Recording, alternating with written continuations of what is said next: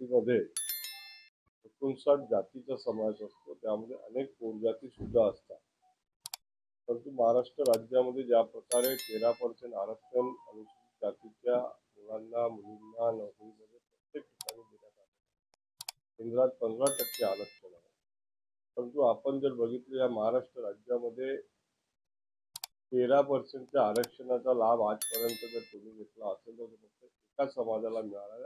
58 जाती उपेक्षित आहेत आणि 58 जातीचा एक हिंदू बहुजन महासंघ स्थापन झालेला आहे, ज्याचं आज दुसरं अधिवेशन या नागपूरला होतं.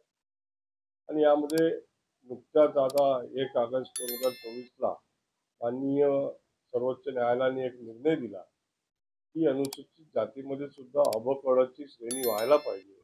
त्यांच्या जातीच्या आधारावरती त्यांना आरक्षण मिळायला पाहिजे. आणि अशा पद्धतीचं आरक्षण पंजाब आणि हरियाणामध्ये ऑलरेडी देण्यात आलेलं आहे. आम्ही अनेक वर्षाची मागणी होती की सुप्रीम कोर्टाने सर्व राज्य शासनाला आदेश दिले आणि आता महाराष्ट्र राज्याने सुद्धा बदल आयोगाची स्थापना केलेली आहे आणि या बदल आयोगाला तात्काळ आपला अहवाल सबमिट करण्याच्या सूचना राज्य सरकारने केलेल्या होत्या. परंतु अजूनही बदल कमिटीने हा आपला कार्यकाळ सुरू केलेला नाही. त्यामुळे ह्या आमच्या हिंदू बहुजन महासंघावरती म्हणजे हिंदू समाजाच्या ज्या जाती आहेत त्यावरती एक प्रकारे अन्याय होतो आहे आणि त्या अन्यायाला वाचा फोडायची, अन्यायाला कुठेतरी आम्ही आता त्याचा सामना आम्ही करतच आलेलो आहे. यापुढे करायचा नाही आणि आंदोलन करायचं, सरकारकडे मागण्या करायच्या आणि हिंदू दलितांना जो न्याय आहे तो न्याय मिळाला पाहिजे. हिंदू दलिताचा सुद्धा प्रगती व्हायला पाहिजे. हिंदू दलिताचे सुद्धा मुलं विदेशात शिकायला गेले पाहिजे. हिंदू दलितांची सुद्धा मुलं UPSC MPSC मध्ये त्यांना जागा मिळायला पाहिजे. आणि या पद्धतीनं सर्व समाजाला आम्ही त्या एका जातीचा सुद्धा हे म्हणत नाही, त्यांच्या लोकसंख्येच्या आधारावरती त्यांना मिळाला पाहिजे. आमच्या लोकसंख्येच्या आधारावरती आम्हाला न्याय मिळाला पाहिजे आणि सर्वोच्च न्यायालयाने दिलेल्या आदेशाचं पालन राज्य सरकारने करावं.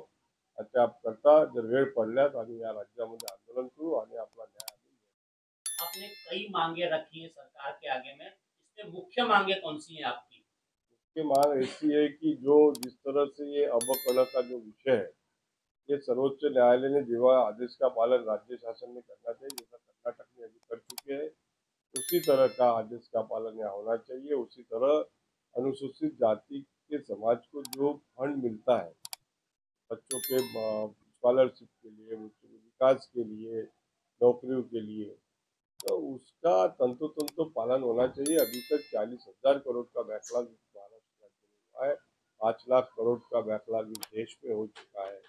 तो इस तरह का ये अन्याय हम पे ना हुए, हमारे लिए दिया हुआ जो फंड होता है वो फंड का यूटिलाइजेशन योग्य तरह से सभी समाज के लिए, सभी अनुसूचित जातियों की समाज के लिए होना चाहिए। ये हमारा ये UPSC में भी हमारे बच्चे जाए, हिंदू दलितों के भी बच्चे जाए, ये हमारी मुख्य रूप से मांगे हैं।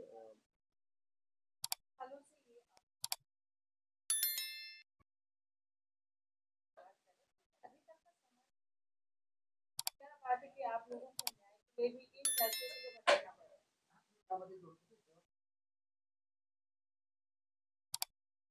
है आम्ही हम लोग मराठी में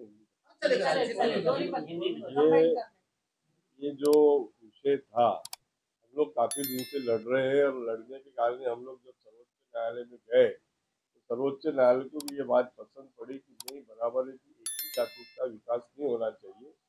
तभी बाबा साहब आम्बेडकर ने जो संविधान लिखा है और संविधान में लिखने में उनका जो मुख्य रूप से जो हेतु था कि सभी धर्मों के, सभी समाज के, सभी जाति के, सभी पंथों के जो लोग पिछड़े हैं, उनका विकास नहीं हो पा रहा है, उन सबको न्याय मिलना चाहिए, उनकी आर्थिक प्रगति होना चाहिए, उनकी शैक्षणिक प्रगति होना चाहिए, उन सभी की ज्याला आपण तळागाळातल्या प्रत्येक नागरिकाचा विकास व्हायला पाहिजे हे बाबासाहेब आंबेडकरांनी लिहिलं आहे।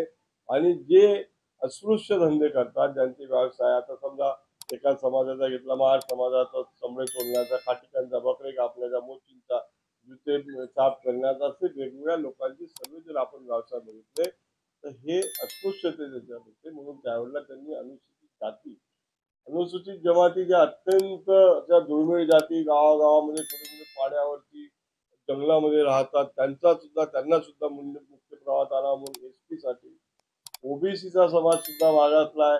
असं नाही की बाबासाहेबांनी फक्त अनुसूचित जातीला न्याय देण्यासाठी प्रयत्न केला.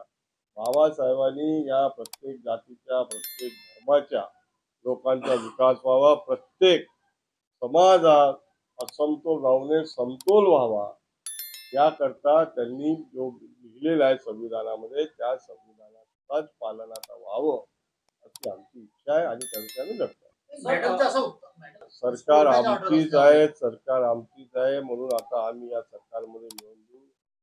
या याच्यामध्ये सर्वात जास्त राज कोणत्या पार्टीने केलं ते तुम्हाला माहिती आहे आणि ते होतं कोणाचे होते आता आमच्या सरकारमध्ये आता आम्ही हे मिळून देऊ. हिंदू समाजाला सुद्धा न्याय मिळवण्याचे आम्ही राहणार नाही एवढं जरूर तुम्हाला सर की मागणी आम्ही करत असतो. जनता रस्त्यावरती येत असते, लढत असते.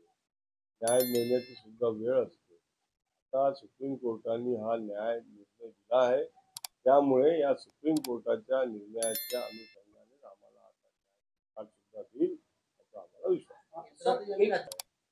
तुम्ही ही गोष्ट माझ्या लक्षात आणली. मी पीडब्ल्यूडीच्या अधिकाऱ्यांना तात्काळ सांगतो. हे ठीक आहे आताच अधिवेशन संपलं आहे. त्याच वेळेला सर्व रिपेअरिंग झाली होती लगेच कसं तुटलं काय मुरलं पाणी त्याबद्दल मी अधिकाऱ्यांना जबाब